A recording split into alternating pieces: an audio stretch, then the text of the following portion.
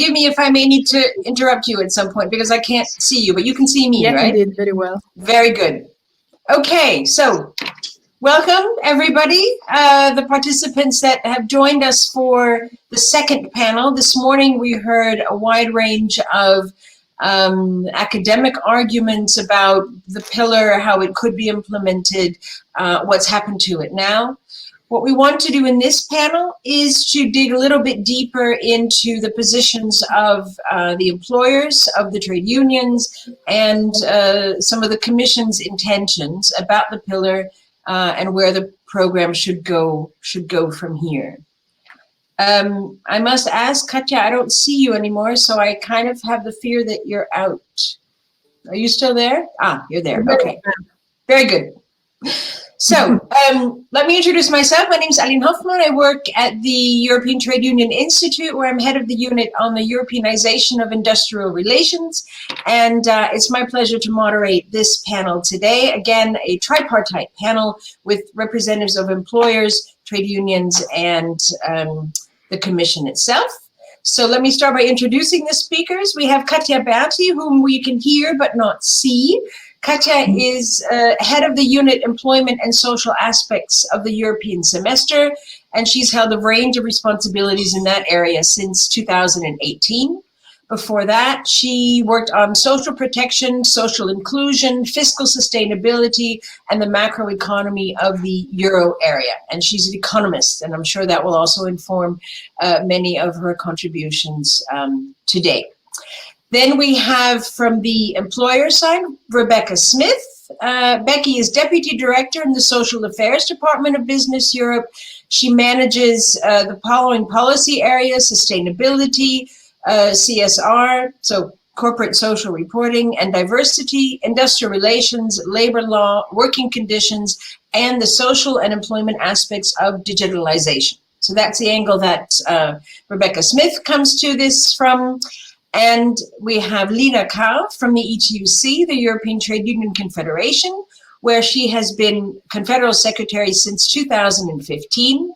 Lina Kahl's responsibilities at the ETUC include macroeconomic policy, economic governance, the European semester, the European Pillar of Social Rights, social protection, external relations, the implementation of the UN Agenda 2030 Sustainable Development Goals, the SDGs, which will also play a role today, I think, and general development cooperation. So we have an all-women panel, which is a rarity and particularly delightful. And let's get started. I'd like to discuss with the three of you the following broad themes. First of all, how did we get here? From the original proclamation of the EPSR, the pillar, until the action plan that's due in 2021. What were the expectations? What were the demands? Then that's more just to set the stage. Then we'll talk about what do we do now? How do we add the COVID recovery plan to that? The Green Deal might play a role. And then finally, we'll close by looking where do we go from here? What are the next steps in this semester, and what do the various actors expect from that? So those are the three themes that we're going to cover today. Let's get started. Katja Berti, just to get us all on the same page, could you just briefly explain how we got here and what has happened from the Commission's point of view since the EPSR was proclaimed 3 years ago? Sure. Thank you very much for giving me the floor, and let me open this very interesting discussion we will be having today. What happened since the proclamation of the pillar? Well, I would say lots of things happened. First of all, let me start by saying that already the basis of the work that would have come on the pillar later on was set at the very start. In a very inclusive way. So the pillar was proclaimed in 2017 following extensive discussions with politicians, social partners, civil society, citizens at large. So since the very beginning, the pillar was in fact a joint endeavor. And this is, the spirit on which it was set and the spirit on which it's continuing all along this year and going forward. I mean, this is, of course, very necessary, not only because clearly the pillar cannot be put only at the level of EU initiatives based on the subsidiarity principle, and also, of course, the division of competencies within the Union, between the Union and the member states, but also because to make it a success story, we clearly need ownership of reforms, buying in, and that's where the role of the social partners and the role of stakeholders in general is particularly important on top of member states and as I said, EU initiatives. What has been done over these years? Well, clearly the Juncker Commission was very active in the pillar domains with a number of legislative and non-legislative initiatives that have been taken. Let me mention, for instance, those related to work-life balance, predictable and transparent working conditions, also importantly, access to social protection. All these initiatives have been adopted by now, which I think says a lot in terms of the track record of the Commission over these years in implementing parts and principles of the pillar. The Climate Commission is clearly also very active in many different domains that are pillar relevant, and let me mention here some key initiatives that have been taken, some also very recently, like the European Skills Agenda, but also the Youth Employment Support Initiative. And finally, the proposal for a directive on adequate minimum wages in the EU, very important one, the last comer in the list. Beyond this, clearly, as usual, the semester has been the framework for economic policy coordination, in which the pillar has been mainstreamed over the years and has a very important role in guiding employment and social policies in all the relevant semester products. Well, the pillar clearly remains very high on the agenda of the Commission, and as you all very well know, the action plan for its full implementation is expected at the beginning of the next year. The consultation was launched already back in January, where importantly we asked not only for priorities for implementation, but also on pledges, so how all the relevant actors would commit to turn principles of the pillar into reality. Let me just mention as a last point that we have received some 600 contributions already in this public consultation, including the one from ETUC.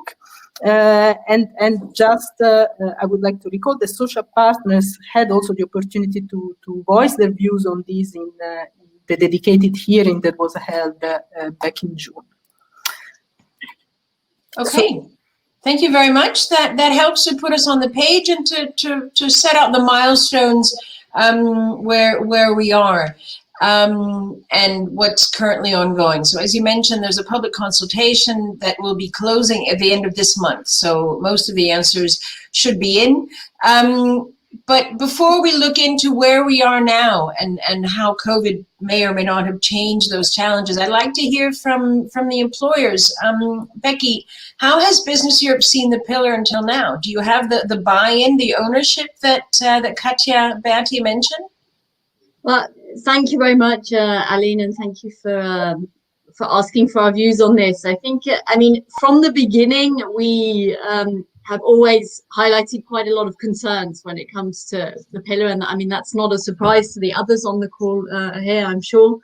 I think one of the key issues for us has always been, and in fact that remains a key issue, is at what level should we be taking actions in relation to the pillar?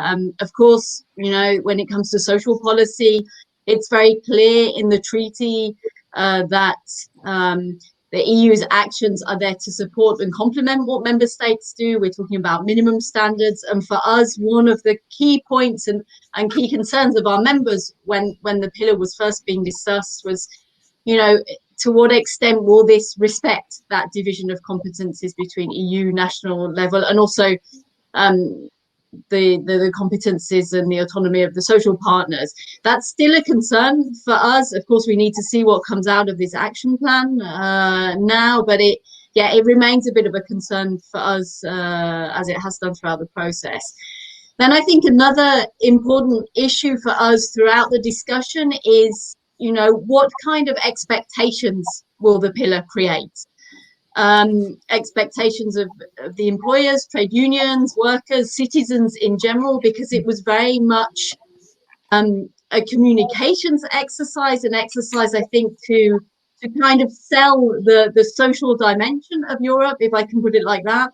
And of course, although it's called a pillar of social rights, it is in effect a set of principles. And the Commission's always been very clear about that.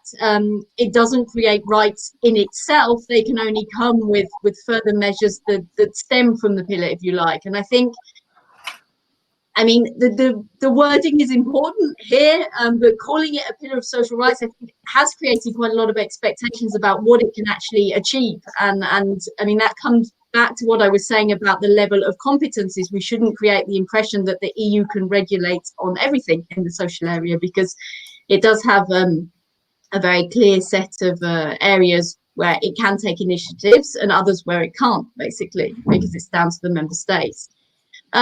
Then I think, in terms of what has come from this in the last 3 years, of course, we've had, as Katia said, a number of pieces of legislation. I'm not going to start saying, our comments in detail on those different pieces of legislation. We've had concerns on some of them, of course.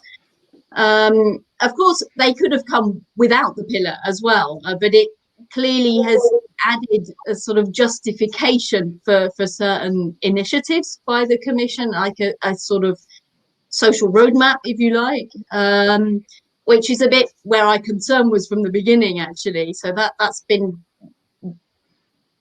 sort of proven now, I think, with the various initiatives that we see. On the other hand, I think positively, we see a real link to the semester process, and we've said that from the beginning, that the semester should be at the heart of the pillar and the tools used to implement it. For us, it should be at the heart of the action plan very much. And there, I think we've seen a lot of the social aspects being integrated, whether it's in the social scoreboard, which is more positive from our point of view, because I think we believe that if we are going to progress on social employment aspects, then of course the reform programs of the member states, increasing employment, increasing jobs, increasing growth are really important. And for us, the semester is really the tool to do that. And then the final point I make is about involvement of social partners. This has always been a key issue for us, it still is. There was quite a lot of effort to involve the social partners, but it works better in some countries than others, I'd say. So in some countries, there was a very clear track in terms of involvement of social partners. In others, it was a bit mixed up with other stakeholders. And for us, clearly, we would like to see improvements in this area, making sure that social partners are really involved, not only in the delivery, but also in the development of the action plan, for example. Okay, thank you very much. And Lina, from the perspective of the trade unions, what would you say? What have your expectations been of the pillar over the last 3 years? Have they been met until now? And do you have the ownership that we were asked about? Thank you very much, Aline. As everybody knows, the unions have been behind the pillar right from the beginning. We have put lots of effort into supporting, convincing, trying to convince more reluctant member states to also sign up to support it. Today, the pillar, or almost today, pillar is 3 years old. So we could actually have a cake and put a candle on it, or 3 candles on it. So for us, it has been always a very important tool to promote social Europe, because for years and years we've seen in the European Union that the market side of the union developed very strongly, pushed ahead, whereas the social side wasn't there so strongly. So the pillar is for us there as a tool, as a beacon or a guiding set of principles, how we can strengthen our social market economy. Because that's what the treaty says we are. We are not just market economy, we are social market economy. So for us, pillar was important. Indeed, the number of legislative initiatives that already were put in place during the Juncker cabinet was also very much welcomed by us. I just want to actually spell it out so that people would remember what there was on the table. For example, the work-life balance, incredibly important legislation. There is transparent and predictable working conditions directive. Yet again, very, very important piece of legislation from our point of view. Of course, the revision of the posting directive started already before the pillar was there, but it's also a very strong social initiative. We have now European Labour Authority, which is supposed to help to create a better level playing field when it comes to free movement of people, free movement of services especially. We have directives on carcinogens, extremely important from a point of view of health and safety of workers in the workplace. And of course, where we were a bit disappointed was that we did not get a directive on the access to social protection. We have the recommendation, and I think it's really a good example to show that with the recommendation, things are dragging on. They are not really happening. They are not really moving forward. It's not getting the push and the momentum that is needed, and especially now with the COVID crisis. So obviously for us, the action plan, we have been working and preparing our trade union input. And as Katja said, we already sent in our contribution to the public consultation. We have not been shy. We have always voiced our proposals everywhere we possibly could.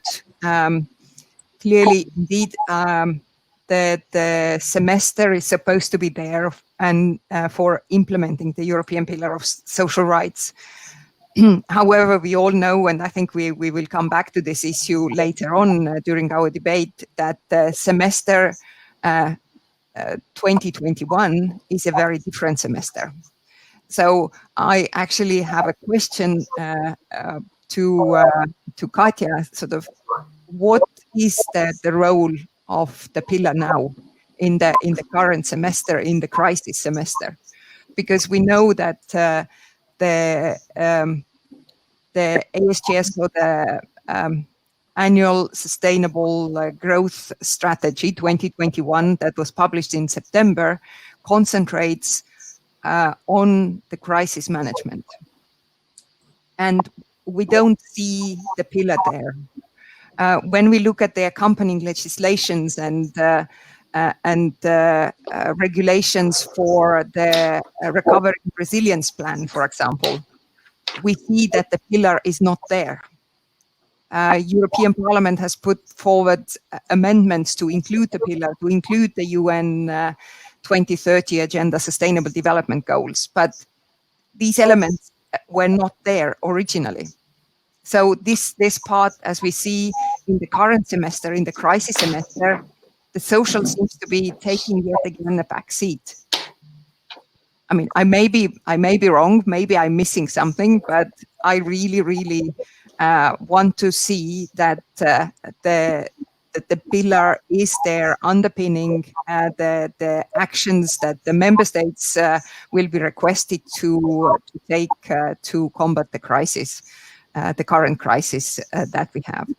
Obviously, we have a number of initiatives on the table, and clearly the one on minimum wage was very important for us. And let's now work on it, and let's make it a really functional, useful piece of legislation that would help the well-being of all European citizens, not just the workers, because we know that when workers are earning decent wage, their families are also doing better. And we also know that in Europe, the poverty is yet again on the rise. And we also know that the number of workers in work poverty is increasing. So these are incredibly important elements that we need to tackle. And for us, the pillar is there to be the pillar to make the strong foundation for the developments of social Europe and to ensure upwards conversions in the European Union. Okay, thank you very much for that, Lina. We'll definitely move on later. Thank you for bringing in those questions about how the semester will work this year, which is different from all the other years. But first, I'd like to get everybody to focus for a moment on how COVID has changed the equation. We heard in this morning's session that the responses to COVID at national and at EU level have broken a whole range of taboos in terms of governance and the instruments available. So my next question goes to Katja Berti. To what extent has COVID changed the equation for the pillar? You first launched the action plan in January when there were glimmers of COVID on the horizon, but nowhere near, of course, an understanding of what it has meant for the economy and for the societies of the world, for Europe, in terms of the health crisis, the social crisis, and the economic crisis that it's engendered. So from the Commission, you've had to sort of presumably change your approach in the course of this. Would you say that it just complicates the challenges, or does it fundamentally shift the Commission's priorities? Well, I would certainly say that the pillar has never been as important as now. Clearly, this crisis of massive proportions, because this is what it is clearly even more reinforcing the need for a full implementation of the pillar, for a thorough understanding of what are the areas where there is still significant scope for improvement in our labor market policies, social protection systems, in our education and training systems. I think the current crisis clearly brings the social Europe even more to the fore. This is very evident to me. So if anything changed, this change is only in favor of more social rather than less. Clearly, for the moment, our statistics are not even allowing us to gauge the whole extent of what we are facing, because of course the usual lags in effects, but also because, as you know, some of our statistics are not really the best in terms of timeliness. Very soon we will get out with the joint employment report that is planned to be published on the 18th of November. And there we provide a very thorough analysis of how we see the situation in terms of employment and social developments. And we tried also, with the limits of what the statistics allow, to capture what we are currently facing, using quarterly data or monthly data where possible. But still, we are far from gauging the whole effects. And what we expect, also based on the autumn forecast that have been recently released on the Commission side, is that the main social fallout of the crisis is unfortunately still ahead of us. So this will have, in our expectation, very, very significant impacts on unemployment levels, but also, of course, on inequalities and poverty risks. And all these need to be carefully factored in policy design. This is, I would say, evident. So, of course, the strategy going forward needs to be articulated in a way to, support, if you want, facing the emergency that are entailed by the crisis, but at the same time building a way out of this. Emergency measures, of course, cannot last forever. And at some point, one needs also to design the normalization for the moment when the normalization will be made possible by, the evolution of the pandemic and also the socioeconomic implications. So the trick here is to articulate the strategy in between what is needed to face this very big and unexpected emergency and what is needed to foster the recovery the exit out of it and the recovery. And there, honestly, with all the negative consequences of what we are facing, I would say the only element that I can look at positively is the fact that we might want to think to what type of normal we want to go back. So at some point we will go back to a normal, but is this normal the one we had before the crisis, or we want to design in a way another type of normal to which we want to converge, right? And I find this kind of thinking, if you want, very important already now when we design the next steps ahead of us.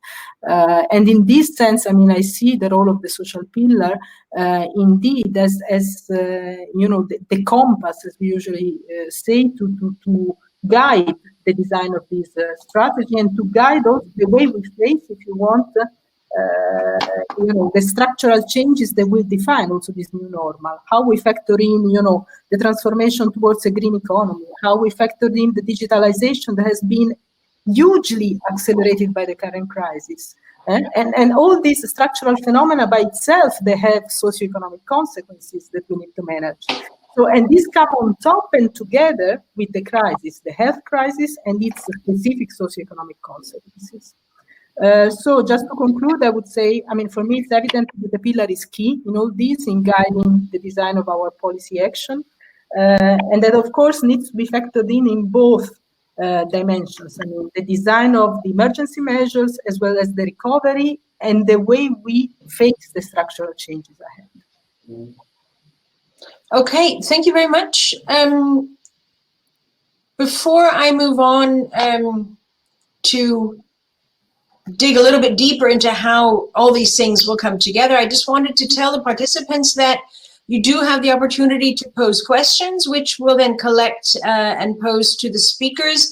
Please use, on the left-hand side of your screen, there's a little speech bubble with a question mark in it. That's a special place for the questions. So not the speech bubble that has conversations where we greet each other and all that, but just the one with the question mark on it. If you pose your questions there, I will keep an eye on that together with some help from some colleagues, and we'll make sure that your questions come to bear.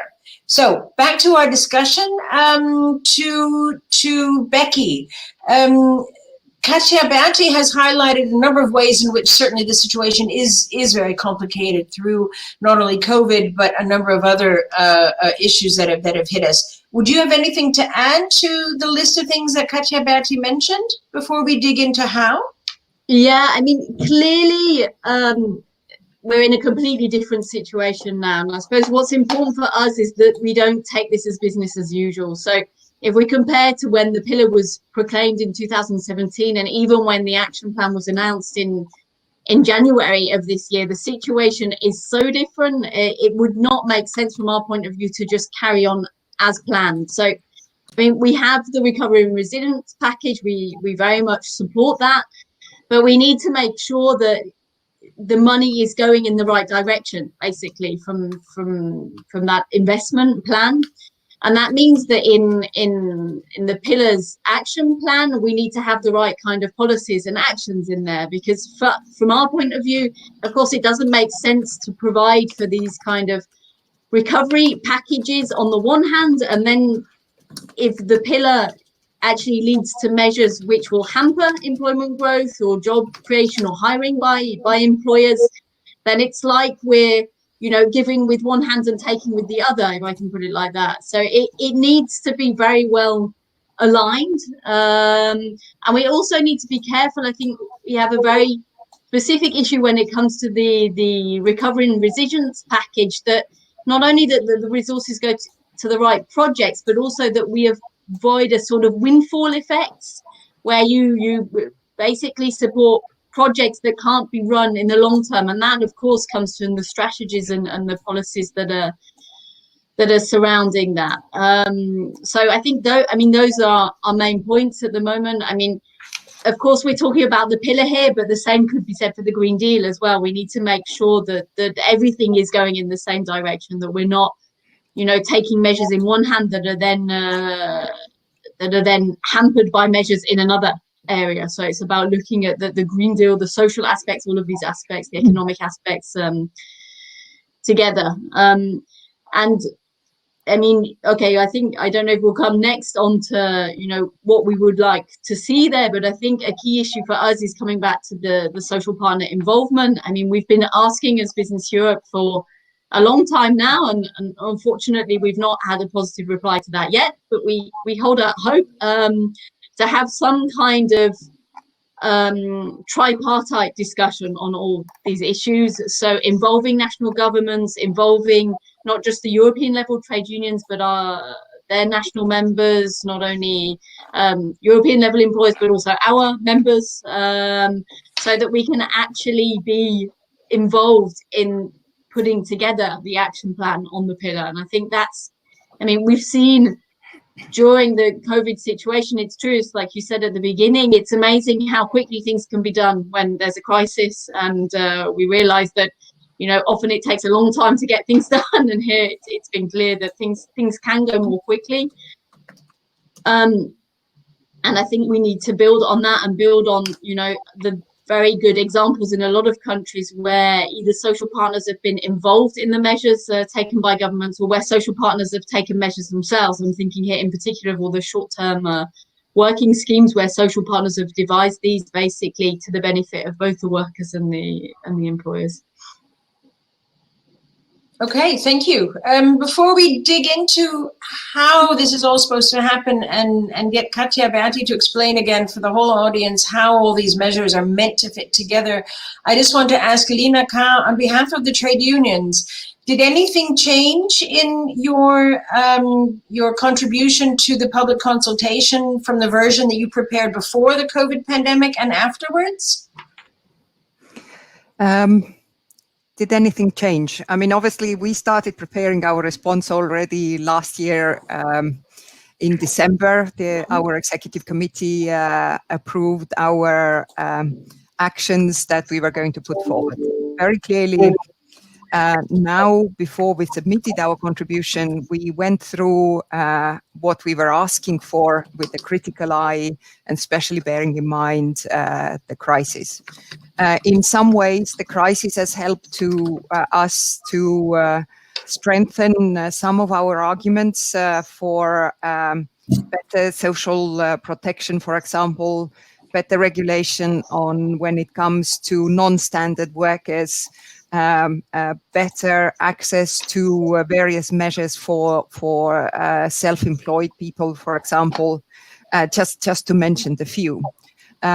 But where I can completely agree with Becky is, and the Business Europe, is that indeed we do need to strengthen social dialogue, because we have consistently, not only at European level, but also in the member states where the social dialogue functions well, they have demonstrated that social partners together, and even better in tripartite setting together with their government, can actually achieve very important steps when it comes to combating the crisis and the negative effects of crisis.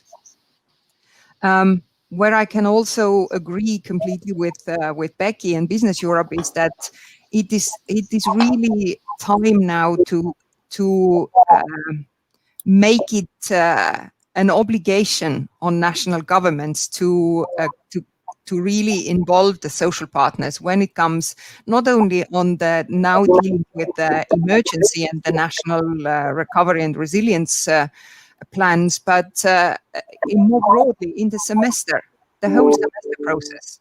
Because we run our survey among our members every year, and we also see that it changes from kind of when the color of the government, if I may say so, changes, then also the involvement changes among our members, whether they get access, whether they are spoken to, whether their views are asked for. And the picture is very, very patchy. There are obviously governments who generally, where the social dialogue, where the consultation with social partners is a sort of long-standing tradition, also the involvement in these issues of social partners is much stronger and is done much better way.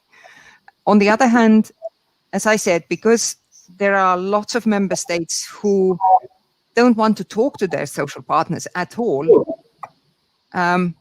we need to create some stronger means how to also get these governments to involve the social partners and consult them when it comes to various elements. I mean, obviously, we are in the situation where we are dealing with many very complex issues. We are trying to combat the crisis. We have the what is called the RRF, the Recovery and Resilience Facility. We just last week, the European Parliament and the Council reached a political agreement on the next multi-annual financial framework. There are certain elements there. There is a roadmap to develop European own resources in a way to help to combat the crisis, to look beyond the immediate crisis response, because we are pumping an awful lot of money into the European economy now. And indeed, we have created, when we are talking about taboos, one of the taboos at European level was that never ever we could talk about creating a common debt instrument at European level. But now we have it. Because of the crisis, we have it. It's there, it's put in place. But this is here only for, at the moment, for the short term to combat the crisis.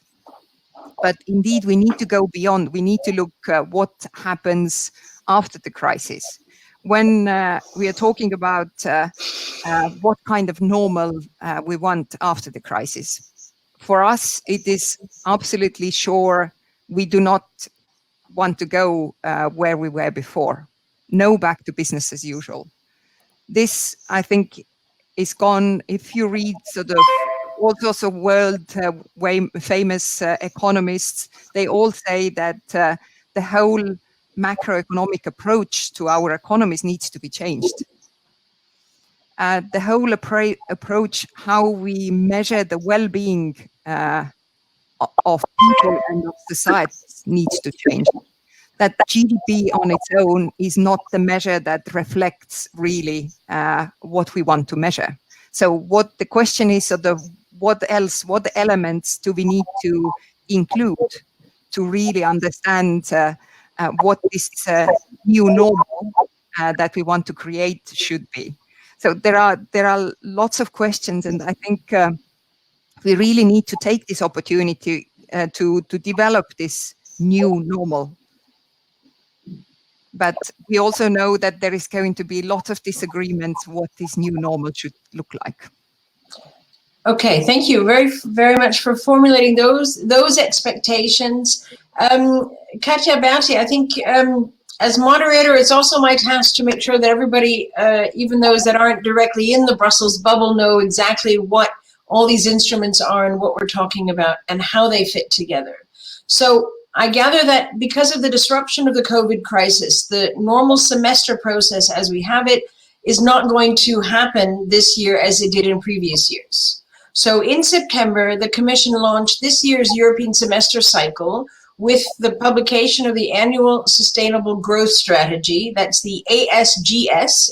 Some of the speakers mention that, the ASGS, which is usually not launched until November. So already we've anticipated some of these processes. So now everybody is focused on the Annual Sustainable Growth Survey, and with it, the Recovery and Resilience Facility that the EU has put together, that Lina just referenced. And then we also have the Sustainable Development Goals that the EU needs to implement as well, and of course the European Green Deal. So all these things are coming together, as we've heard a few times during this session. So just to make sure I've got this straight, there will be no country-specific recommendations, the CSRs, in 2021. Instead, all the member states are putting together their own recovery and resilience plans, which should also implement the pillar and the sustainable development goals. And on top of that, they're meant to take the Green Deal into account as well.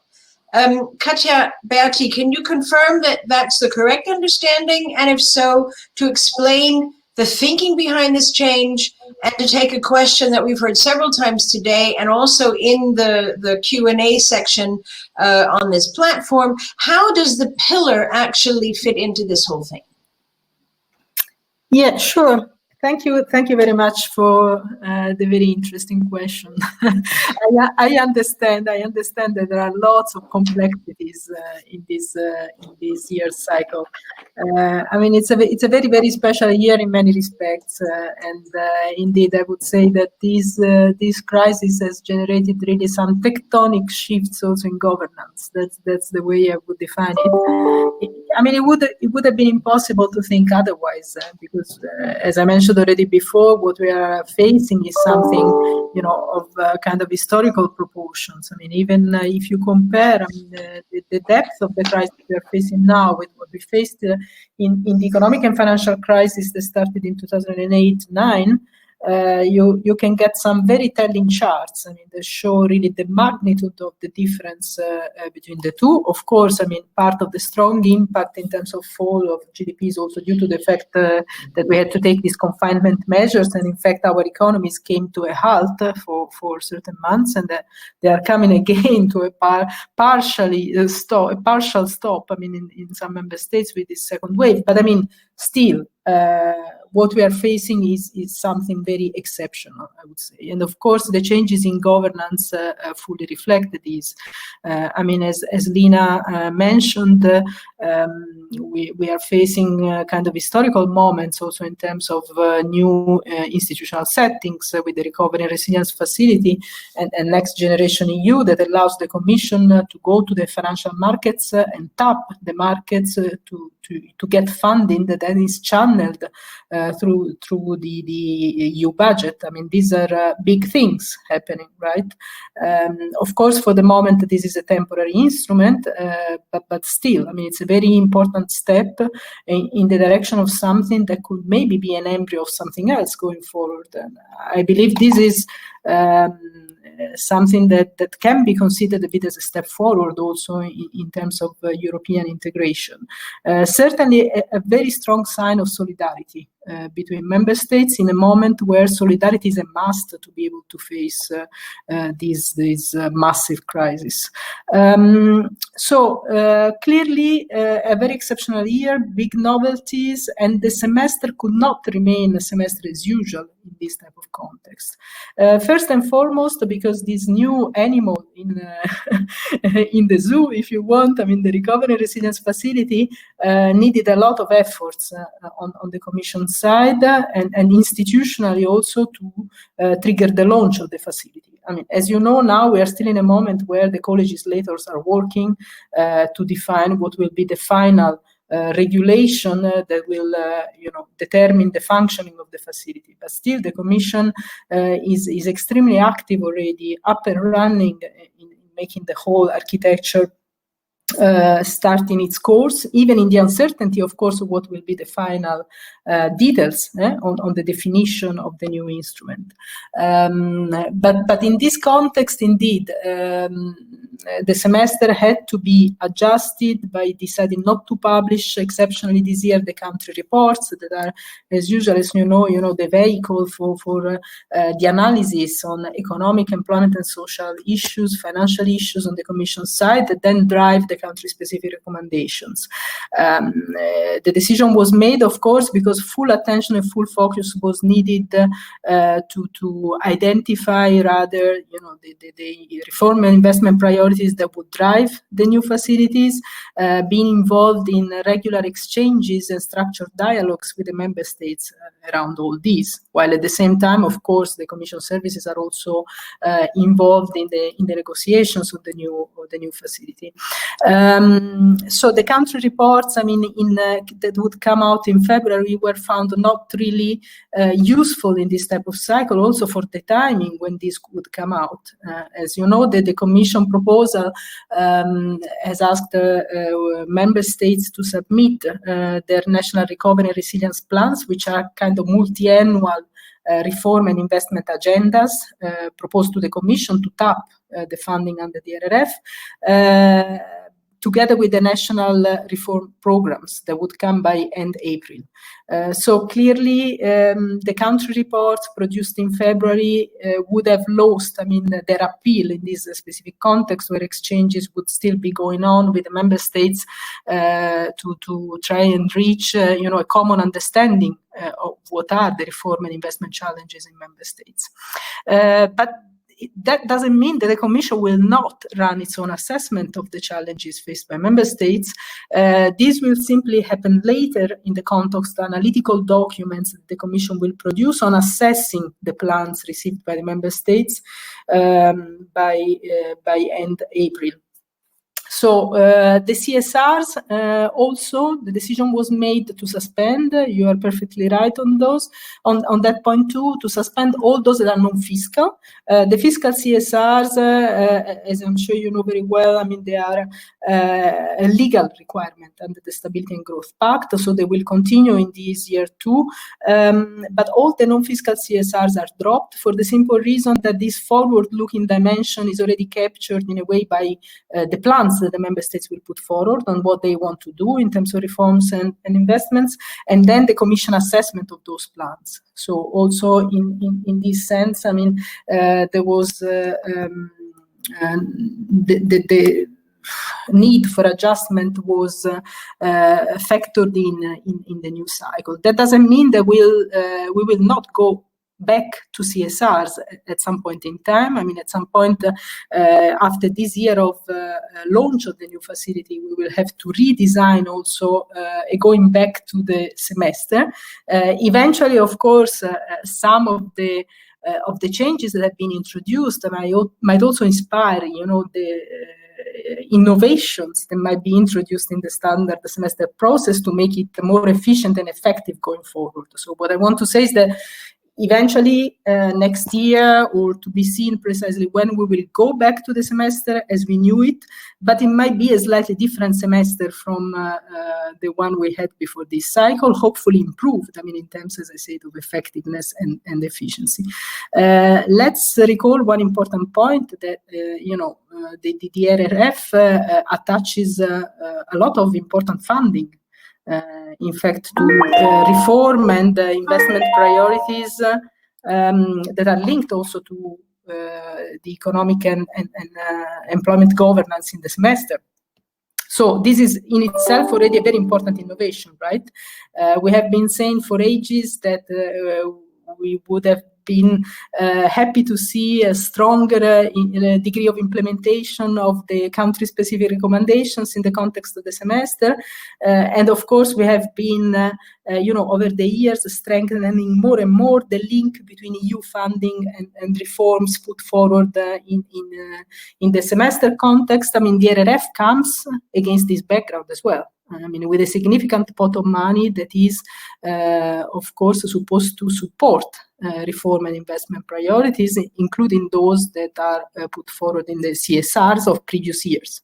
So this year we will not have the country-specific recommendations in the non-fiscal areas, but of course the 2019 and 2020 CSRs, the past one, will remain very much relevant also to guide the new plans.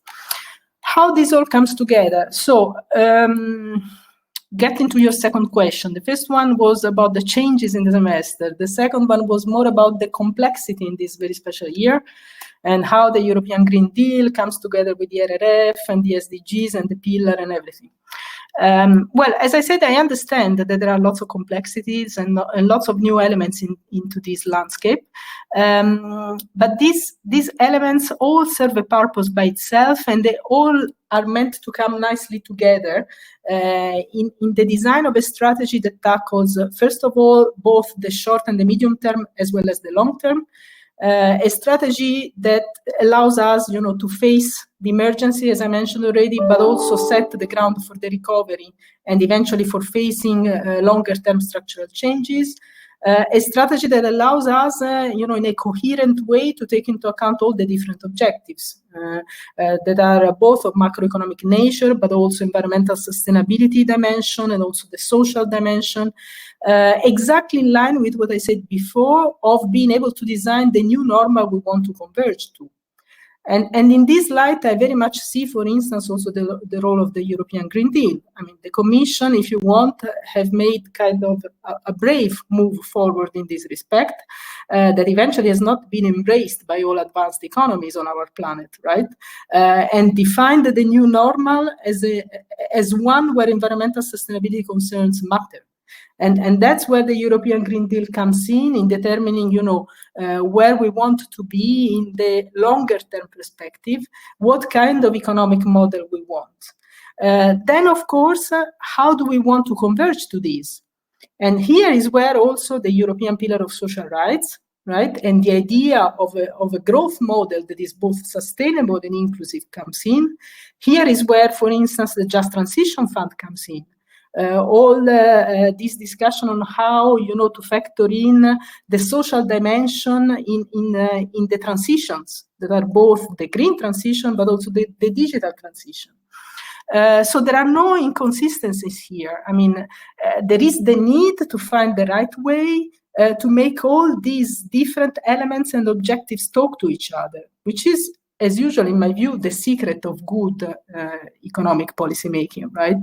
The fact that you don't provide recipes in silos, but that you try to factor in possible synergies and trade-offs, and by factoring those in, you come up with something that is a first best, if you allow me to say that. So I brought in the picture the European Green Deal. I brought in the pillar. What about the SDGs? Well, on my side, I honestly don't see any complication in the relationship between pillar and SDGs, because a lot of what is in the pillar allows us to achieve the Sustainable Development Goals. Of course, the SDGs are also a framework that has been thought of for something bigger than Europe, right? So just the subset in the end of the SDGs eventually are relevant for our advanced economies in the EU. But once you restrict the attention to these relevant subset of SDGs, I think we can simply look at the two things as fully self-reinforcing. By implementing the pillar principles, I achieve the SDGs. So here, I think I managed to reduce by 1 degree the level of complexity. Then allow me, I need to add some more, picking up some questions from the chat to Katja Berti before we move on back to what Business Europe and ETUC, they probably have some questions left.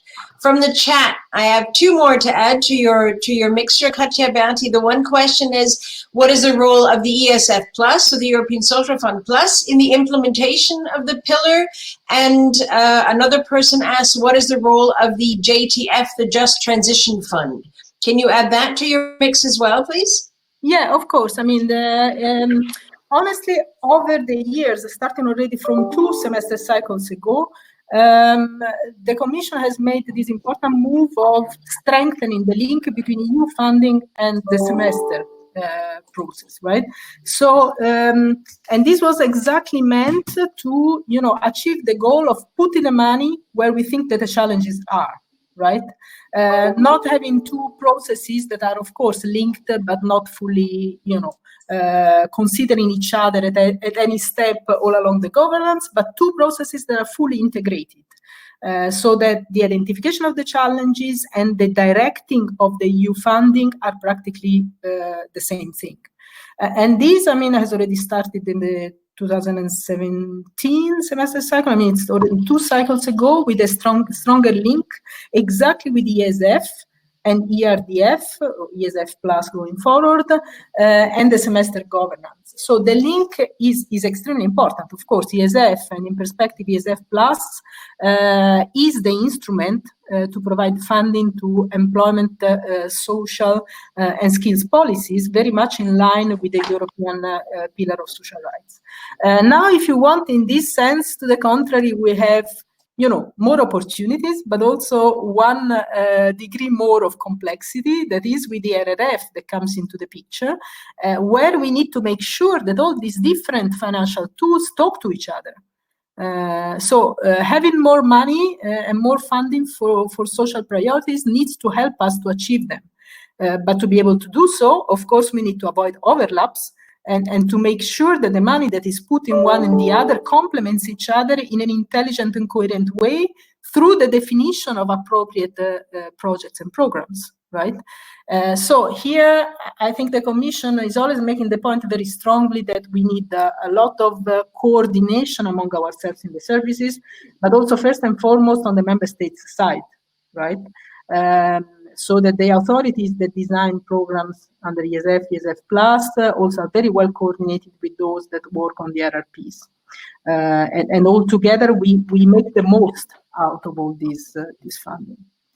So this is for the ESF. For the Just Transition Fund, of course, I mean, this is more specific type of actions that are financed through this fund, but very important as well, as I said, because that is, from the funding point of view, is indeed the link between, this ambition of pushing a sustainable growth model with the idea of making sure that this remains inclusive, right? And in fact, all the measures that we put forward to become greener take into account also the potential distributional impacts that, as we know, can be potentially important as well, and eventually need to be corrected to make sure that growth is both sustainable and inclusive. Okay, thank you very much. I'd like to ask Rebecca Smith-Becky, how convinced are you that this is all coherent and will meet all the needs that the business community has as well? And where would you put the priorities for more clarification? Yeah, that's $1 million question. I mean, it's difficult to know. It's difficult to know if it will be coherent before we have the action plan. I think the coherency will come, hopefully, through the action plan on the pillar. As I said before, I mean, the important thing for us is, the Recovery and Resilience Facility is really good from our point of view. We very much support it. It's channeling the investment in the right direction. And the link to the semester process and the reforms at national level is really important from our point of view in that respect. But we need to make sure that the actions in the action plan don't detract from that, if you like, but that actually support that. And that's why, I mean, the kind of areas that we would like to see in the action plan, and I mean, we'll be replying to the consultation. We haven't done yet, but it's we're nearly there. And I mean, we will be emphasizing a few key issues such as active labour market policies, vocational education and training. We've been working jointly with the trade unions on the issue of childcare. That's another important one for us. So we will be highlighting some very specific policy areas that we believe should be promoted through the action plan. But yeah, it's difficult to see the coherency without knowing what will come there. Maybe just a word on the Just Transition Fund. I think for us, it's also an important aspect, as is I mean, a lot of the other funding mechanisms, whether it's the Social Fund and others. But I mean, the Just Transition Fund is the newer one, and for us, it's an important one. But we have to make sure that, and I think that goes for any of the Green Deal issues. I mean, we have to make sure that we're actually supporting those regions, those companies, those workers where it's most needed. And from that point of view, avoiding punitive approaches. So rather than sort of attacking those countries because they're or regions or companies that haven't gone quickly enough in terms of the green transition. What this kind of funding should do is to support them and help them in going in that transition. So having a sort of positive opportunities driven approach rather than a kind of punishing approach where in the end we don't help those who really need the help. And of course we know that different regions will be affected by this. There's very different starting points in different member states, but for individual regions and companies as well. So I think it's important that that's taken into account. Then I mean, on the different areas of the pillar, I mean, apart from what I mentioned regarding active labour market policies, vocational education training, childcare, I think for us, of course, the action plan, what will be difficult is it will need to respond to the situation because of COVID, but it will also need to respond to these long-term challenges that we have on our labour markets, the long-term developments like demographic change, like digitalization, and finding a balance between the two will be important. I think when it comes to digitalization for us, of course, we need to find ways to accompany the changes that we experience in the world of work, in societies in general, but in a way that doesn't hamper this development. It's not going to stop, it's there to stay. So it's more about accompanying it rather than stifling the development of digital tools or new business models. And I mean, I think for us as well, when it comes to everything around social protection, social inclusion, which is obviously the third part of the pillar, I mean, we've seen investment in healthcare, social infrastructure has been absolutely fundamental with the COVID-19 crisis, and this won't go away quickly. I think as it was, I think it was Katia that said, I mean, the social and even economic impact of COVID is we have not seen the worst of this yet. I mean, this will not be done by the end of the sanitary crisis. It will be a follow-on to that. So, I mean, we need to make sure that we have the right kind of investment so that, you know, people do have the healthcare and social infrastructure that they need, but also making sure that we, you know, in a period where we will be still in a difficult situation economically, that we really focus on the most vulnerable groups, those that really need the support, those that are not in work, those that haven't found a job or a way back to the labour market. And of course, I mean, social partners have a key role to play in that as well. So I think those are probably the main, I mean, those are the main content related issues that we would like to see promoted in the action plan. Okay, thank you. Lina, it sounds like a really tall order that all of these processes should be happening at the same time. First of all, did Katja Berti answer the question that you posed towards the beginning, which is the relationship between the different CSRs and the role of the pillar? I suppose the question is not so much the connection between the CSRs and the pillar. The question was more about that we all understand, or most of us have actually voiced it and said it out loud. I don't mean in the panel, but in a broader sense, that indeed, when we are dealing with a crisis, social needs to be addressed. That it's very important. But at the same time, when I look at what is written down black and white in the various proposals, the pillar is not necessarily there and referenced at all. So we have had to fight for it to be included so that there is a clear reference, clear emphasis, because we also know that when the member states are compiling the national recovery plans or planning any of their activities or strategies, how to combat indeed not only the COVID crisis, but how to deal with the rapid change coming from digital and green transformation, that if something is not written down, then it means that they don't have to deal with it. It is kind of, they will just park it. it's maybe in the background somewhere, but it is not kind of there immediately for them that they need to take it into account. So this is why for us it is important that there is a clear reference to the pillar. And indeed, of course, when we look at the SDGs and when we look at the pillar principles, there is a lot of overlap.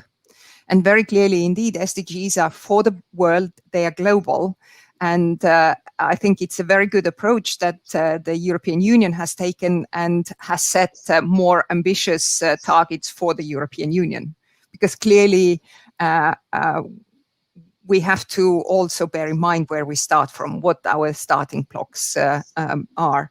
On the other hand, also the SDGs link very well with a Green Deal, because among the SDGs, there are also environmental goals, and that deal not only the air, but also with the sea and the ocean. So it all links together. There is no question about that. It's just that the question is sort of what kind of importance do we give, what kind of role do we give to the tools that we have put in place in Europe when we are now dealing with our recovery. When we're talking about sort of, if I may, just sort of concrete examples from our side that we see are not still not addressed. One is definitely the gender pay cap, or any kind of gender sort of. We know there is still lots of discrimination. We know that again, the crisis has highlighted very well that actually the low paid, the hardest working and the ones who were hardest hit by the crisis are women workers. Not only the hospital care staff, but also the cleaners. As simple as that. So we really need to address the pay transparency also to be able to address the gender pay cap. So we are all waiting. It's still in the Commission's college's work program. It's there, but it's there with a to be confirmed. So we have to see whether it materializes or not. Clearly, occupational health and safety, it still needs further development. It cannot just kind of, we can't sit back and say that we dealt with certain issues. We dealt with carcinogens, sorry. We still need to go on. We have the emergency shore at the moment, which is the instrument, financial instrument that is there to assist the member states to deal with the immediate short-term work or pay support. But we need a longer term. We need the permanent shore. We know that it's been on the table, but we need it there. We also need a very, very important, when we talk about the digital transformation, we need the right to disconnect. We really do need the right to disconnect because we cannot cope without it. And another issue is minimum income. Of course, I understand that maybe it would be too complicated to try to deal with minimum wage and minimum income at the same time, because there is that would get completely confused. But minimum income is something that we also have to look at because, as I mentioned before, there is so much poverty and the poverty is on the rise. So we have to find ways how we deal with it. And also the child poverty. So there is the child guarantee that also we had a first social partner discussions on the consultation on the issue. So and not only child care, but also the child guarantee, how to address the issue of child poverty. Thank you for that. I could add to that list a question from the chat, or from the question session, which was, how can we make the phrasing in pillar principle number 15, everyone in old age has the right to resources that ensure living in dignity. So principle 15, how does that, Katja Berti, how does that fit into the action plan and the role of the pillar in general? Or in terms of implementing, how can you implement that principle? under current circumstances?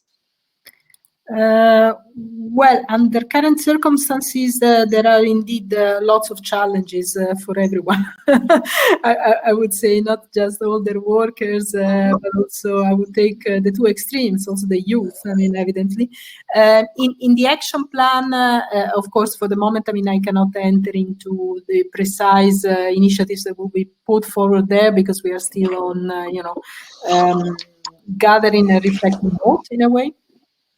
But of course, I mean, everything that relates also to older workers and to active aging considerations and these type of elements have always received a lot of attention in the semester context and will continue doing so going forward. Not the least because, as I said, the analysis of challenges made by the Commission services in the last reports, but also in the forthcoming joint employment report, will focus also on this dimension. Clearly, I mean, it's difficult to come in the current context with. Oh, we've lost Katja Berti. We'll see if she finds her way back in. I was thrown out once or twice. In the meantime, since we're coming to the end of our session, I wanted to ask all the speakers, if you think about all the initiatives that are currently laid out in the action plan, I'd like to ask all the speakers as sort of their closing comment, what would be the three most important or impactful initiatives in the action plan? What would you put the priority on for the action plan and why? I'd like to start with Becky Smith. You're good at finding tricky questions. I mean, it's difficult. I mean, you mentioned a number of them in your last intervention, so I thought you'd be an easy one to start with since you're already thinking in those terms. No, it's difficult to speak about initiatives as such because it comes down to the tools, and for us, the key tool when it comes to the pillar action plan is the semester process. But I think we need to get more into the semester process around active labour market policies. We need to do more on vocational education and training. But I think above all, given the current COVID situation, I mean, we need to make sure that there are measures in there. And again, it comes through the semester that really encourage employment growth, that really encourage companies to create jobs. And okay, it's very general things, but I think it's a bit difficult to talk about specific initiatives because we don't know what the focus will be. So for us, it means, carrying on link between the pillar and the semester process, basically. I think that is the key issue for us. Okay, thank you. Lina, what about you? If you look at the action plan, what do you think are the most promising initiatives or the ones that would have the biggest impact? It's like, do I have a crystal ball? No, I don't have a crystal ball, but very clearly, when we look at what is to come, I mean, we have from the January communication where the action plan obviously was put forward. When I look at these areas, I mean, there are important elements there, but they have been largely tackled by the Commission. There is the education area very clearly, but what we are waiting to come forward is a comprehensive initiative that deals with not only platform work and platform workers, but more broadly with non-standard workers, because platform is just one form of non-standard and at times confusing way of working. We don't know whether these people are self-employed, whether they are workers, whether they're kind of independent contractors. Different member states have different legal constructs, how they classify these workers. So we definitely need something there.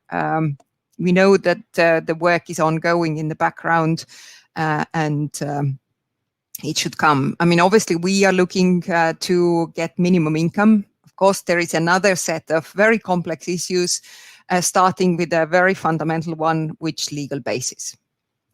Depending on how this initiative is dealt with, it either comes under qualified majority voting, giving it a better chance for an agreement, a positive agreement at the end, or tackling it in a different way, it would come under unanimity. And this actually links up with the principle 15 and the pensions. If minimum income, for example, deals with the labor market issues and access to labor market and the active labor market policies, then we are in the qualified majority. The moment we include anti-poverty elements there, we are immediately in the unanimity. And this is quite a difficult nut to crack to see how we can deal with it. But it is very clearly a very important measure that we need. But one way to deal with pensions, clearly the European level, and especially the Council, loves recommendations more than it does a sort of solid, concrete legislation. So one of the ways is to start with the recommendation on the minimum standards for adequate, decent pensions.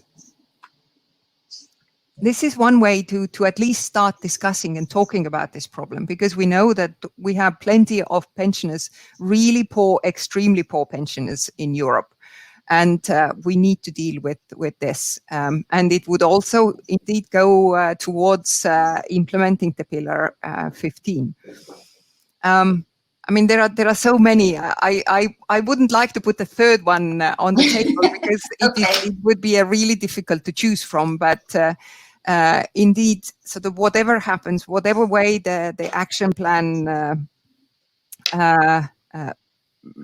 addresses issues, one thing is clear, and fully support what Becky said, that the social partners need to be there, not only at European level, but at national level, which is, I think, sometimes in practical terms, even more crucial. Our members need to be involved. The governments just cannot ignore them, not to talk to them, not to involve them, because our members operate on the ground. They have the first-hand experience. They know what is happening in the workplace, what is happening at sectoral level. So it's for obviously for where we come from, who we are. For us, it's obvious. But how do we make it obvious to member states, and how do we get them to actually behave in such a way? So while I only have the social partners left in this panel, I'll take this opportunity to ask you both again. I mean, I hear you both saying that you think it's really important, essential, that the social partners remain involved and become more involved in the pillar, in the implementation of the pillar at the European and at the national level. You both agree that that's an essential part of making it a success. Are there any other areas where you have common ground? Who wants to answer first? Where else do we have common ground? I understand that how to solve the issues and what the most important issues are, those priorities may be different. But where, in terms of the recovery from COVID, could you actually find common ground? Lina? Actually, we have demonstrated ever since the sort of first spring lockdown, when the emergency really hit, we have demonstrated at least at European level, lots of that we have lots of common ground. We have put forward so many joint social partner statements, demands. There hasn't been really a big differences on how we see that the crisis should be tackled. Of course, depending kind of which side you are at, whether you are trade unions or whether you're business side, the emphasis may be slightly different. But I think the broad outline is pretty much the same, how to tackle the crisis.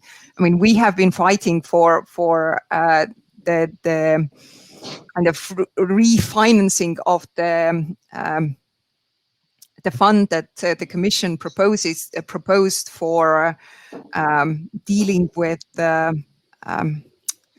it's gone. Becky, help me. It's for the companies. It's for the it's when the companies are in danger of going bust. Basically, Insolvency. Insolvency. Yes, the insolvency instrument. So we've been fighting also from the trade union side to have it kind of refinanced, to be sort of kind of the money put back, the proposal to be re-established as it came out from the Commission. So we have the common interest there, because if there are no companies, there are no jobs. So we can't talk, then it makes no sense talking about quality employment. If there are no jobs, I mean, sorry, kind of,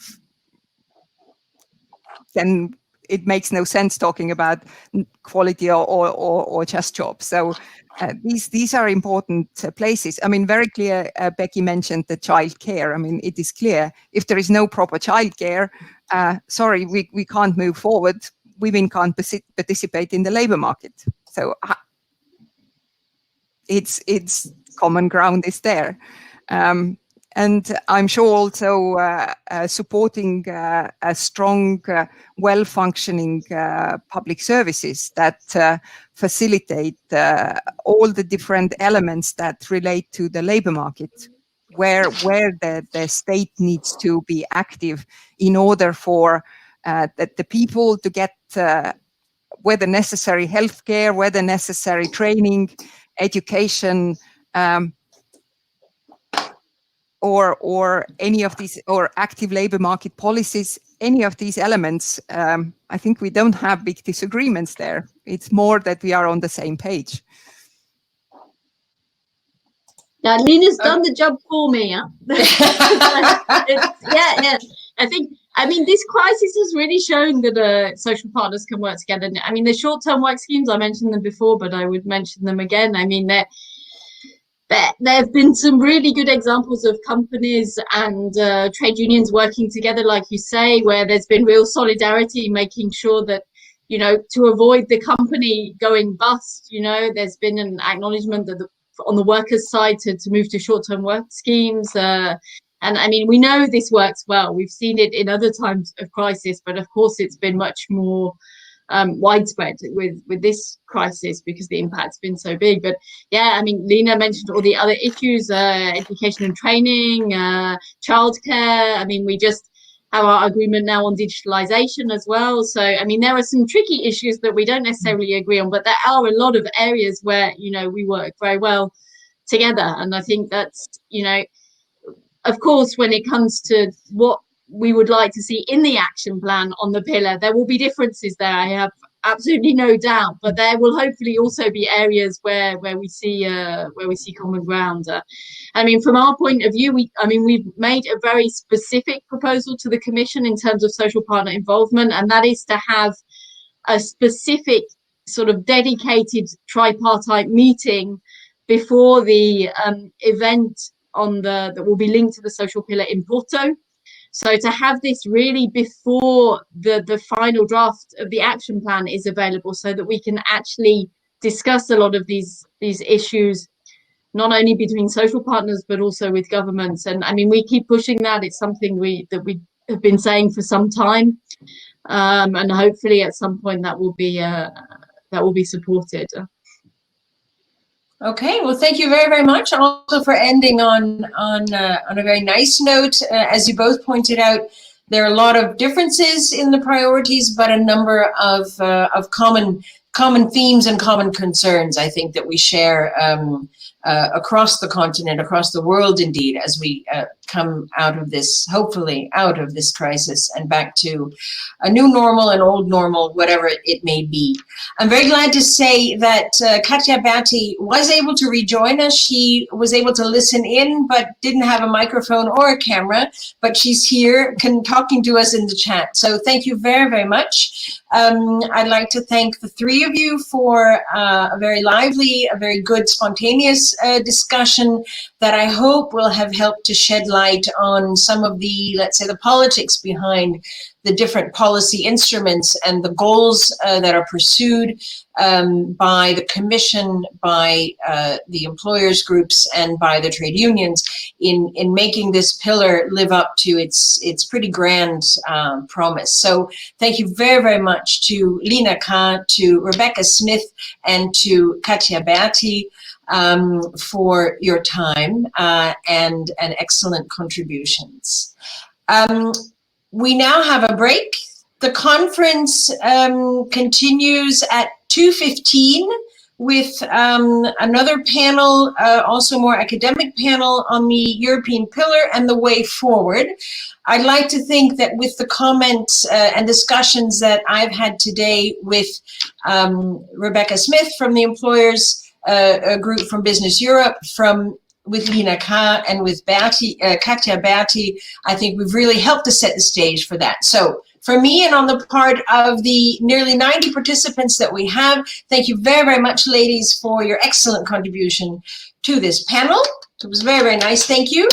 And I'll close this session now, and we shall meet again at 2:15 in the next session chaired by Nicola Kontouris.